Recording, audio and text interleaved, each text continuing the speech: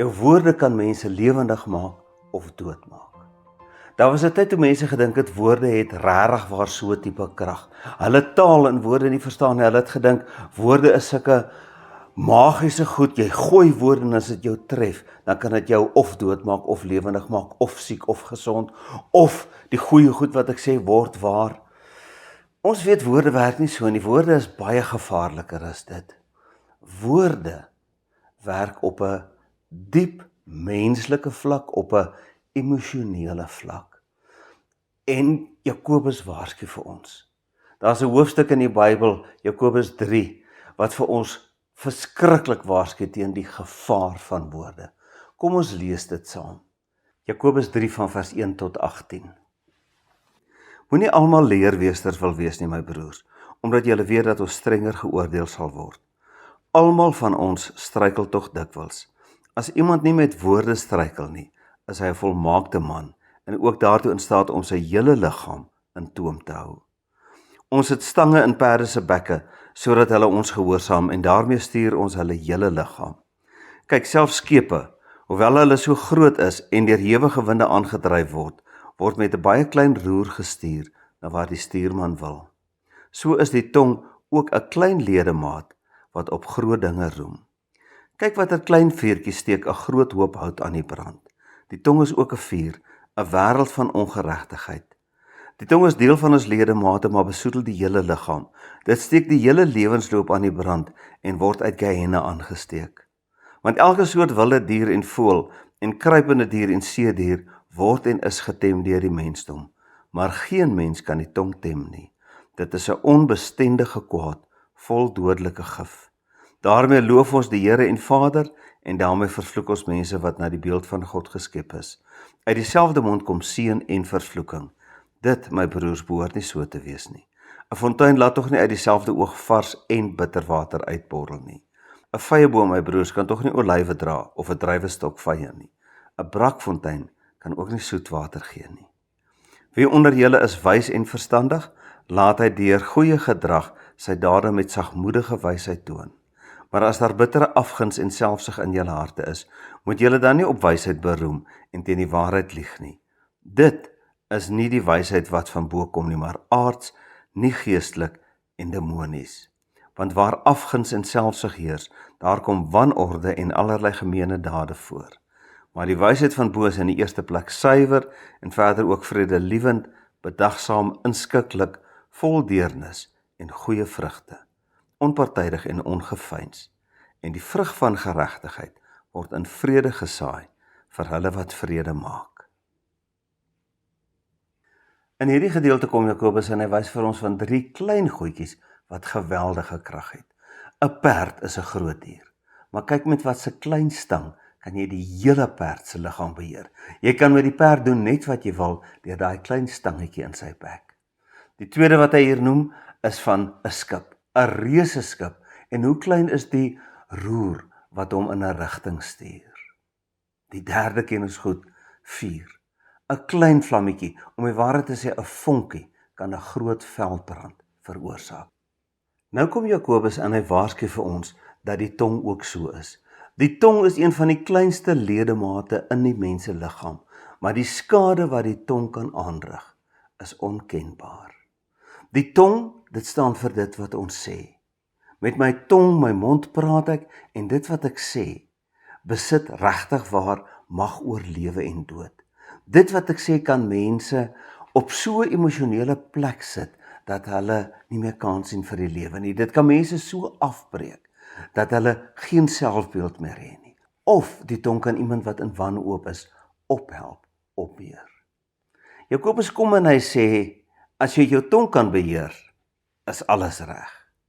Daarmee bedoel hy, die tong is seker die moeilikste ding om te beheer. Hy sê ons het al allerlei soorte diere getem, maar jou eie tong kan jy nie tem nie. Hoekom sê hy dit? Hy sê, kyk na die paradoks. Sondag in die kerk loof ons die Here, ons sing wonderlike liedere met ons mond. 'n Maandag breek ek my naaste af met daai selfde mond. Maandag vervloek ek iemand. Maandag skinder ek praat te kwaad met daai selfde tong. Hy sê dit werk mos nie so nie. Jy kan ons nie uit een fontein brak en soet water kry nie. 'n vyeboom dra vye en nie vye en olywe nie. Net so 'n wingerdstok. Elke ding aan sy vrug, wil ek amper sê, ken jy hom. 'n Fontein, hoe weet ek 'n fontein het goeie water of uit brakwater? Ek proe daarin. Ons is so gewoond, ons het slegte water, so nou gooi ek 'n bietjie koeldrank in of ek maak koffie daarmee. Ek verander die water, maar die wese van daardie water, wat is dit? Dis die punt waar Jakobus by wil uitkom.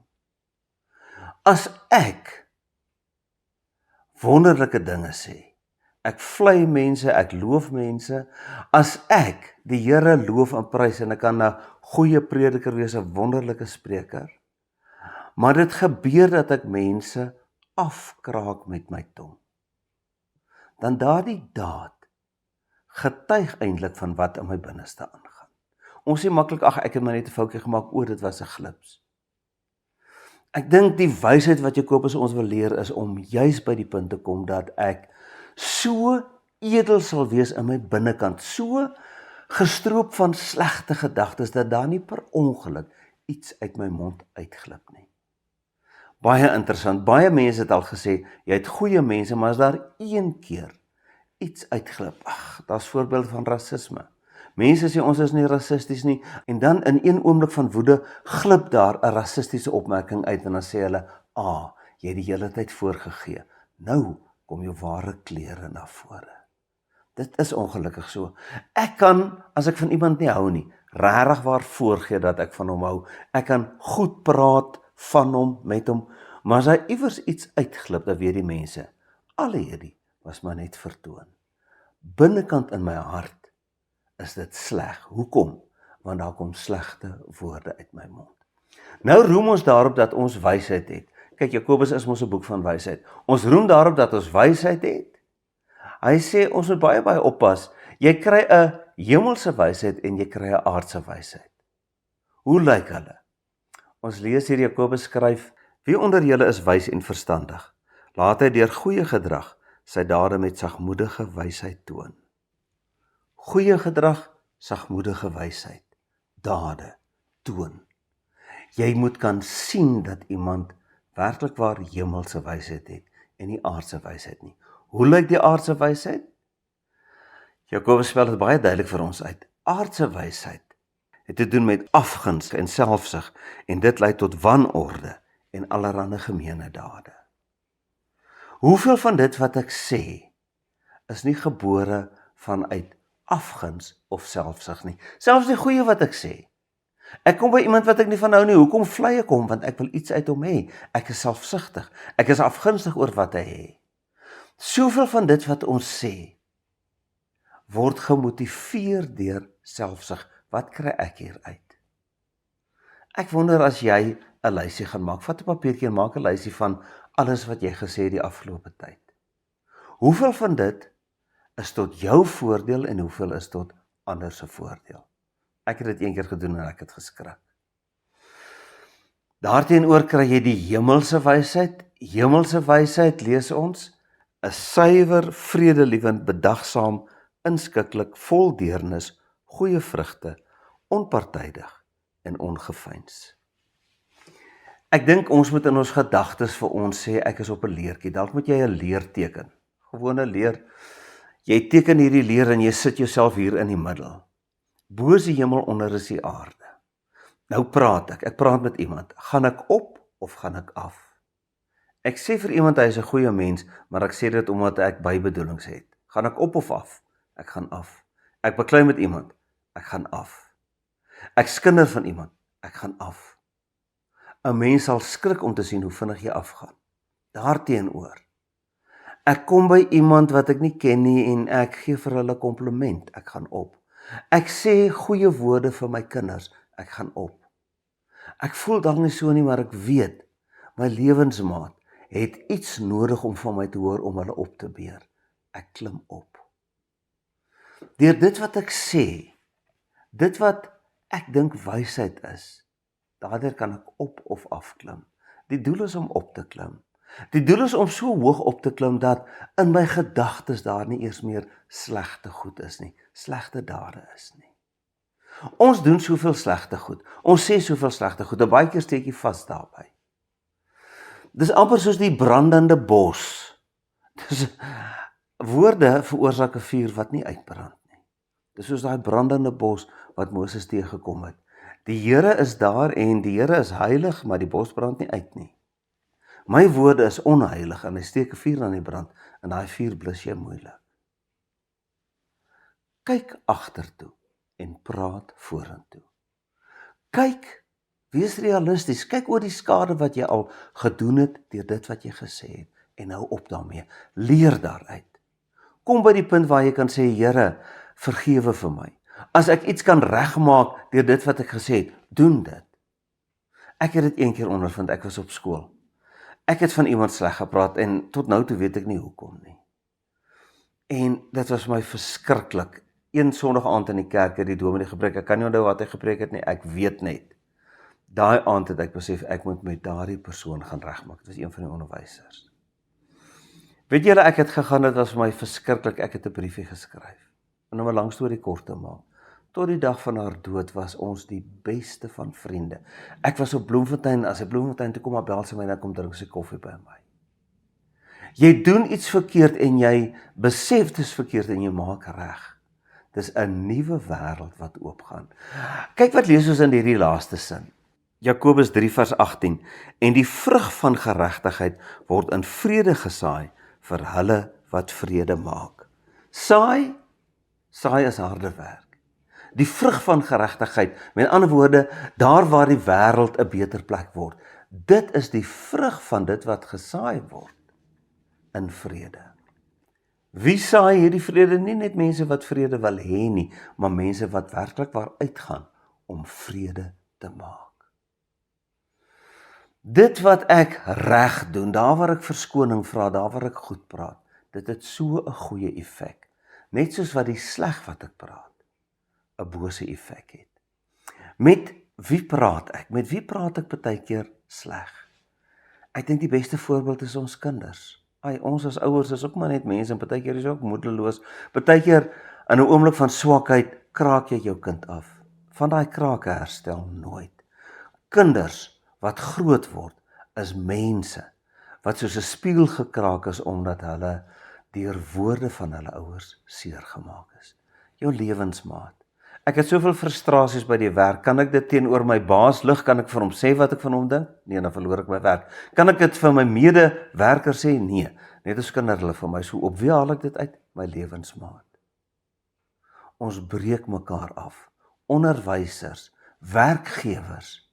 Die mooiste stories is van werkgewers wat werklik waar omgee vir hulle werkers en die werkers besef dit. Hoe?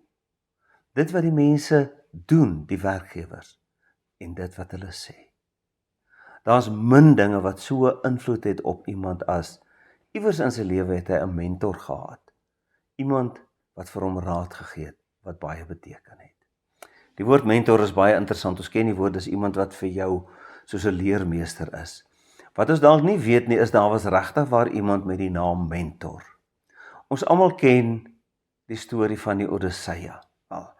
Op hierdie stadium is ek baie opgewonde, want Christopher Nolan se fliek, het ek gehoor, kom in Julie volgende jaar uit. Sy fliek oor die oudste westerse geskrifte wat daar is, die Ilias en die Odysseia van Homerus. Dis 2 boeke. Die Ilias gaan oor die oorlog in Troje, en dan die Odysseia gaan oor Odysseus. In Engels noem hulle hom Ulysses, oor sy reis op pad huis toe. Nou, die oorlog in Troje het 10 jaar geduur, en die reis huis toe van Odysseus het ook 10 jaar geduur. Hierdie fliek, ek is baie opgewonde, want ek hou baie van fliek en ek hou baie van die antieke Griekse stories. Nou wat gebeur het is, in die 20 jaar wat Odysseus weg was, het sy seentjie groot geword. Sy seentjie was 'n baba toe hy oorlog toe gegaan het, die seentjie se naam was Telemachos. En Odysseus het 'n vriend gehad, mentor. Dis waar die woord mentor vandaan kom. En hy het gesê, mentor moet vir Telemachos grootmaak. Wat het gebeur na 20 jaar? Het daar 'n klomp mense gekom wat sê, hulle wil nou koning van Ithaka word, dis die eiland waar Odysseus koning van was. Hulle wil nou met sy vrou Penelope trou.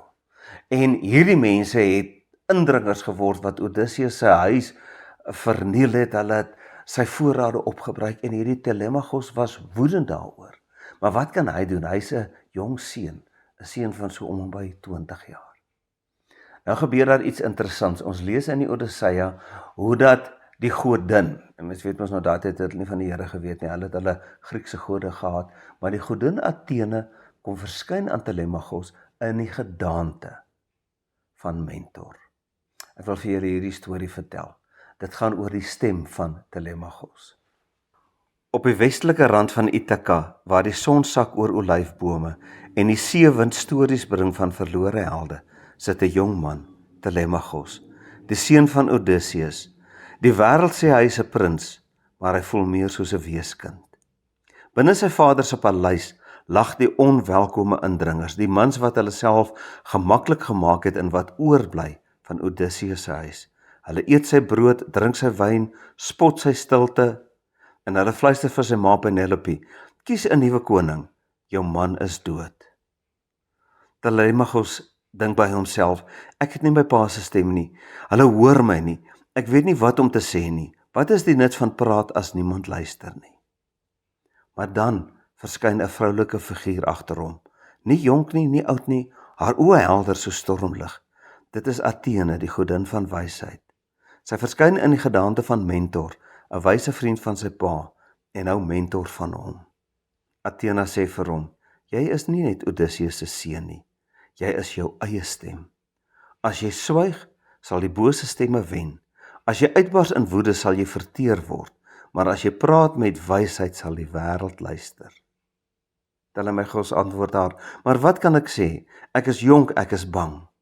Dan glimlag Athene en sy sê, jou stilte voed die bose. Jou woede sal jou verteer, maar 'n stem met wysheid, dit verander die wêreld. Begin met die waarheid. Laat jou woorde wees soos olie en vuur, warm, helder, maar beheers. En met daardie woorde verdwyn sy, soos 'n skaduwee op die rand van die dag. Telemachos kyk op, hy tree nader, hy maak sy mond oop, en so begin die oorlog op Ithaka, nie met 'n swaard nie, maar met woorde. Die doel van hierdie mitologiese stories is om vir jou iets te leer. Wat leer hierdie storie vir ons? Hierdie storie leer vir ons dat ek is 'n mens en ek het die reg om te praat as iets verkeerd is. Nie net die reg nie, ek het die plig. Julle sien, Ithaka was verlore. Dit was 'n plek waar die indringers oorgeneem het. En Telemachos het geweet hulle verniel sy pa se skatte. Hulle gebruik dit op, maar hy het stil gebly. Dit het hom nie gehelp nie. Om te ontplof sou ook nie gehelp het nie. Jy is soos vuur en olie, met ander woorde warm, hard, driftig, maar beheerst. Die oorlog in Troje is deur die swaarde gewen. Die oorlog op Ithaka, so leer hierdie mitologiese storie vir ons, is deur woorde gewen. Ek gaan nou nie vir julle vertel hoe die storie verder verloop het nie. As jy nog nie die Odysseia gelees het nie, wag maar vir die fliek. Die punt wat Jakobus hier maak is, woorde verander dinge. Woorde is 'n vorm van dade, wat ten goeie of ten kwade kan wees. Om stil te bly is nie die antwoord nie. Om verkeerd te praat is nie. Die enigste antwoord is om so vervul te raak met die Heilige Gees, dat die woorde wat jy sê, altyd weldeurdag is, altyd getuig van wysheid, hemelse wysheid, wat deur God gelei is. Dis ongelooflik om te sien hoe woorde mense kan verander. Ons ken die slegte. Ek hoop die Here het vir jou al die kans gegee dat iemand wat depressief is, jy kom by hulle, jy weet nie wat om te sê nie, en jou woorde bring heling. Iemand wat te neergedruk is, 'n vriend of 'n vriendin van jou, so 'n ramp het hulle getref, jy weet nie wat om te sê nie, maar jy gaan en met preweling praat jy dit wat ek glo die Heilige Gees in jou hart lê, en daardie mense word opgebeur. Dis die mag wat ons het. En die mag van wysheid, die mag van woorde, maak nie net van ander mense beter mense nie, dit maak nie net van die wêreld 'n beter plek nie, dit doen my goed. Die vrug van geregtigheid word in vrede gesaai vir hulle wat vrede maak. Jesus die vredevors, God se koninkryk is 'n koninkryk van vrede. Ek en jy is ambassadeurs van vrede. Kom ons klim in, kom ons saai, sodat daar 'n oes van geregtigheid in die wêreld kan wees. Dit is iets wat die wêreld bitter nodig het. En die Bybel het vir ons gesê, my mond, dis waar die Here kan begin om geregtigheid te bewerk. Amen. Dankie Here dat U vir my 'n mond gegee het en dankie vir die wonder van woorde en dankie dat U Gees vir my help om die regte woorde te vorm. Here, sodat dit wat ek sê, die goeie na vore kan bring. O Heilige Gees, wees U die waterfilter in my lewe. In my is daar die brakwater van afguns en selfsug. Maar suiwer U die water sodat daar die soetwater van ongeveinsdheid, vredelewendheid, onpartydigheid en deernis in my lewe na vore kan kom. Amen.